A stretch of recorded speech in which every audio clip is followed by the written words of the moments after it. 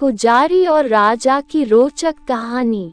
एक राजा ने भगवान का एक सुंदर मंदिर बनाया और उसमें एक पुजारी को काम पर रखा। इस बात को बहुत समय बीत गया। अब राजा भी बूढ़ा हो गया था, लेकिन राजा का एक नियम था कि वह हर सुबह अपने सैनिकों के साथ फूलों की माला भेजेगा और पुजारी उस माला को भगवान कृष्ण को चढ़ाता था। उसके बाद जब राजा भगवान के दर्शन के लिए आते तो पंडित जी भगवान के गले से माला उतारकर राजा के गले में डाल देते थे। ये लगभग रोज की बात थी। पुजारी बूढ़ा हो रहा था और राजा भी बूढ़ा हो रहा था। एक दिन राजा की तबीयत खराब होने पर राजा ने सिपाही के हाथों पुष्पमाला भेजी और सिपाहियों से कहा कि पंडित जी को कह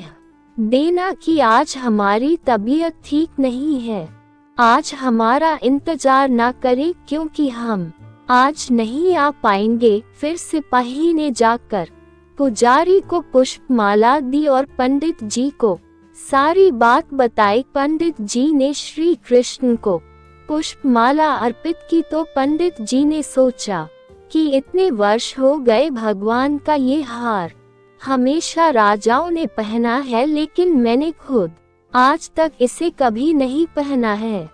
तो आज इतने वर्षों के बाद मुझे भगवान के इस हार को धारण करने का अवसर मिला है। ये निश्चित रूप से भगवान की इच्छा है, इसलिए भगवान के उस हार को कैसे हम छोड़ देंगे। अतः इस बार पंडित जी ने वह हार अपने गले में डाल दिया। तभी सिपाही दौड़ता हुआ आया और बोला कि राजा साहब मंदिर आ रहे हैं क्योंकि वहाँ महाराज की तबीयत ठीक नहीं है।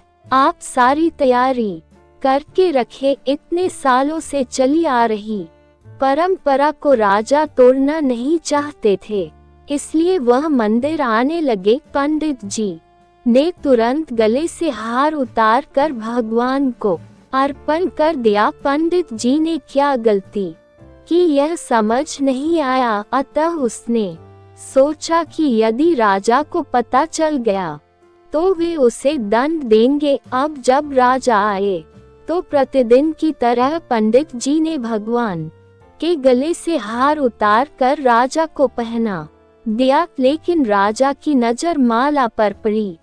माला पर सफेद बाल गिरे हुए थे और उन्होंने महसूस किया कि सफेद बाल पुजारी के हैं।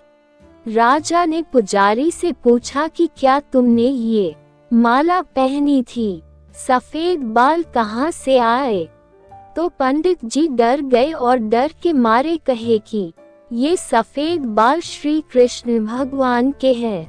राजा को गुस्सा आया कि पंडित ने धोखा दिया और ऊपर से झूठ बोल रहा है, और उन्होंने पूछा कि कृष्ण के बाल कब सफेद हुए?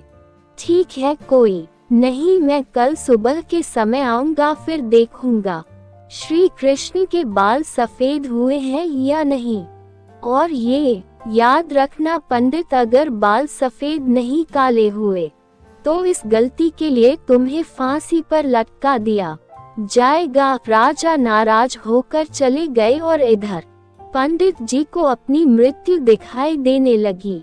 उन्होंने भगवान कृष्ण को प्रणाम किया और कहा कि भगवान मुझे क्षमा करें, मुझे लोभ हुआ और सोचा कि यह माला मैं भी पहन लूं। भगवान मुझे बचा लो, नहीं तो कल मैं निश्चित रूप से राजा के हाथों मारा जाऊंगा। पंडित पूरी रात भगवान से प्रार्थना करता और रोता रहा। अगली सुबह राजा श्रृंगार के समय आया और राजा ने पंडित से कहा कि पंडित मुकुट उतार दे, मैं बांके बिहारी के बाल देखना चाहता हूँ। पंडित जी ने घबराकर मुकुट हटा दिया और मुकुट उतारते ही राजा के होश उड़ गए।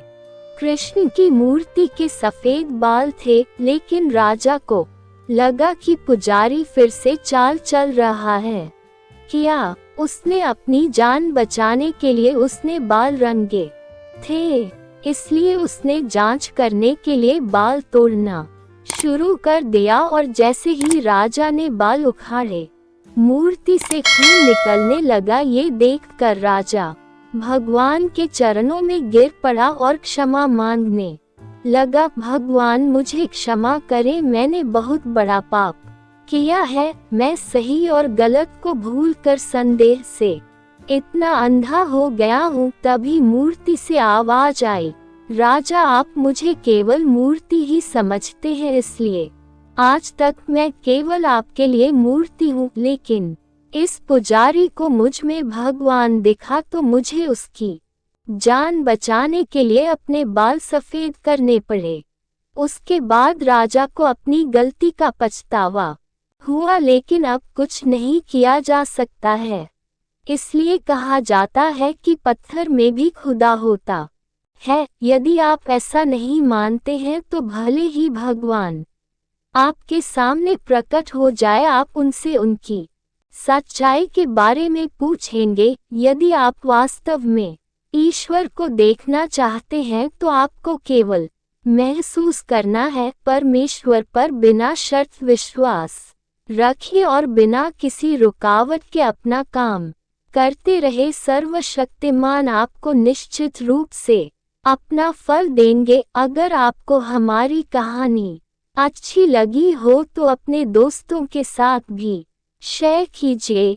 इस चैनल को रंजू हिंदी टून्स सब्सक्राइब करें। कमेंट में जरूर बताएं कि यह कहानी आपको कैसी लगी और आप प्रतिदिन कैसी कहानी सुनना चाहते हैं।